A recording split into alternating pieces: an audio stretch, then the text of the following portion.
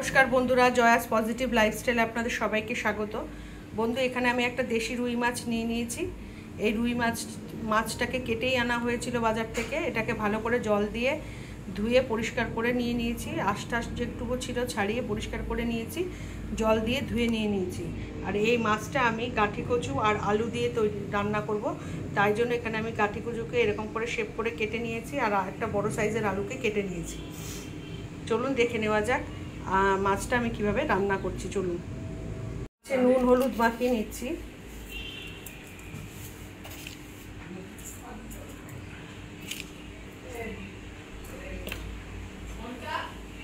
হলুদ মাখিয়ে নিচ্ছি, নুন হলুদ দিয়ে ভালো করে মাছটাকে মাখিয়ে নিচ্ছি, তারপরে তেলে ভাজবো।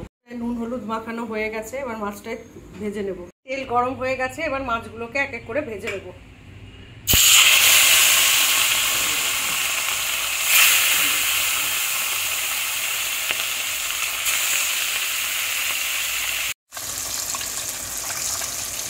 ভাজা হয়ে গেছে, তুলে নিচ্ছি।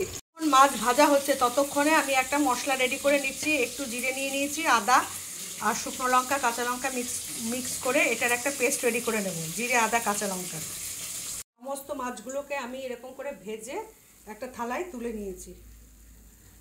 আমি ওই জিরে আদা কাঁচা লঙ্কা শুকনো লঙ্কার এই যে পেস্টটা রেডি করে নিয়েছি। মাছ ভাজা হয়ে যাওয়ার পরে ওই তেলেই আমি একটু জিরে ফোড়ন দিয়ে দিচ্ছি। আমি গ্যাসের ফ্লেমটা বন্ধ করে রেখেছিলাম যাতে তেলটা পুড়ে না যায়। আর একটু জিরে ফোড়ন দিয়ে দিচ্ছি। এবার কেটে রাখা গাঁঠিগুলো দিয়ে দেবো।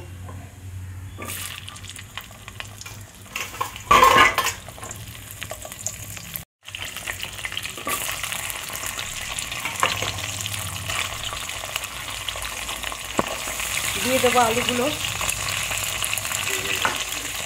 আর দিয়ে দেবো টমেটোগুলো। কেটে রাখা টমেটো, আলু আর গাঁঠিগুলো আমি দিয়ে দিলাম জিরে আর কালো জিরে ফোড়ন দিয়ে। আমি এখানে দুটো ফোড়ন দিয়েছি, দুটো মশলা, একটা জিরে আর একটা কালো জিরে।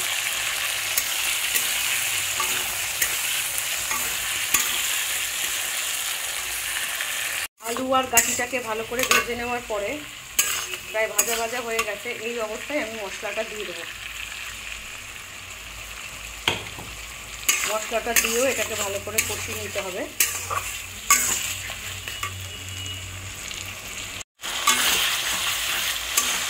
এবার একে একে সব গুঁড়ো মশলাগুলো দিয়ে দেবো। প্রথমে দিয়ে দেবো হলুদ গুঁড়ো, দিয়ে দেবো লবণ, দিয়ে দেবো কাশ্মীরি লাল লঙ্কার গুঁড়ো। এটা রং হওয়ার জন্য, ঝাল হবে না তাই। এবার সব গুঁড়ো মশলা দিয়ে এটাকে আবার কিছুক্ষণ কষিয়ে নিতে হবে, যতক্ষণ না তেল ছেড়ে না দিচ্ছে মশলা থেকে। অল্প অল্প জল দেবো আর কষাবো যাতে মশলাটা পুড়ে না যায়। দেখুন বন্ধুরা, কষাতে কষাতে তেল পুরো উপরে চলে এসছে। আমি গাঁঠি কচু দিয়ে আলু দিয়ে তরকারিটা রান্না করছি, মাছের তরকারিটা। আপনারা এরকম দেশি চারা মাছের ঝোল কীভাবে রান্না করেন, দেশি রুই বা দেশি কাতলা মাছের ঝোল কীভাবে রান্না করেন কমেন্টের মাধ্যমে জানাবেন। এই গাঁঠি কচু দিয়ে রান্না করেছি আজকে। এবার জল দিয়ে দেবো।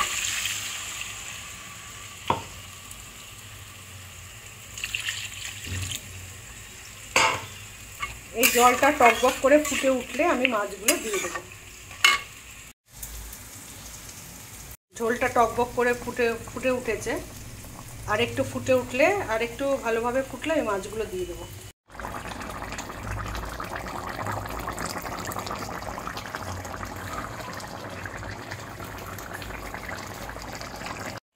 এবার মাছগুলো আমি একে একে সব দিয়ে দেবো। ভাজা মাছগুলো প্রথমে মাথাগুলো দিয়ে দিলাম। এবার সব মাছ ভেজে রাখা মাছগুলো মধ্যে দিয়ে দেবো।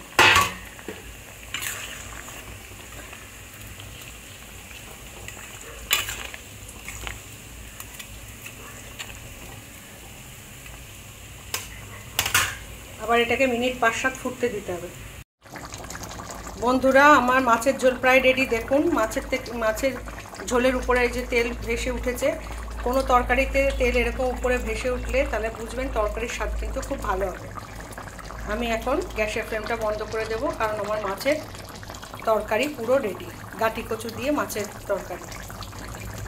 বন্ধুরা, আমি এই গ্যাসের ফ্লেমটা বন্ধ করে দিলাম। দেখুন আমার দেশি রুই মাছের ঝোল পুরো রেডি গাঁটি কচু দিয়ে।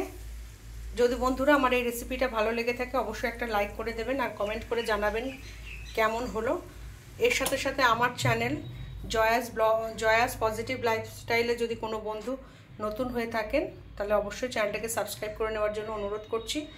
পুরনো বন্ধুদেরকে অসংখ্য ধন্যবাদ জানাচ্ছি। এইভাবে আপনারা সাথে থাকবেন, পাশে থাকবেন। নমস্কার। আর বন্ধু একটা কথা, আমি তো গাঁটি কচু দিয়ে রেসিপিটা করেছি, আপনারা দেশি রুই বা দেশি কাতলা মাছ কী দিয়ে রান্না করেন আমাকে অবশ্যই কমেন্ট করে জানাবেন। ঠিক আছে, ধন্যবাদ।